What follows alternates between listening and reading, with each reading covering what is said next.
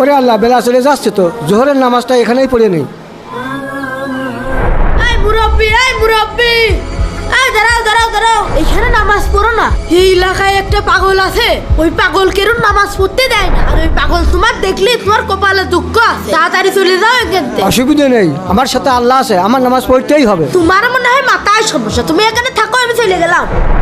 ইয়া আল্লাহ, আমি নামাজে দাঁড়ালাম, তুমি সাহায্য করো। আরে আমার এলাকায় এসে নামাজ পড়ছে, দাঁড়াও। হা হা হা বুড়ো, তোমার আজকে শিক্ষা দিয়ে দেবো। বুড়োর জুতার ভিতরে এই কাঁটাগুলো দিয়ে দি, যখনই এই জুতাগুলো পায়ে দিবে বুড়োর পায়ের ভিতর উঠে যাবে। ই, ই, ই। আসসালামু আলাইকুম রহমতুল্লাহ। না, এই জঙ্গলে আর বেশি সময় থাকা যাবে না, তাড়াতাড়ি বাড়ির দিক যাই। আরে বুড়োর তো কিছুই হলো না।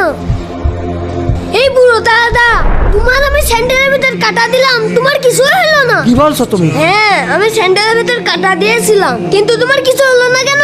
কই দেখি তো, কি ব্যাপার, এর ভিতর ফুল আসলো কোত্থেকে? এটা কিভাবে সম্ভব? তাহলে শোনো, যে ব্যক্তি আল্লাহর হয়ে যায়, আল্লাহ তার হয়ে যায়। আল্লাহ তাআলা ইমানদারকে এইভাবেই সাহায্য করে।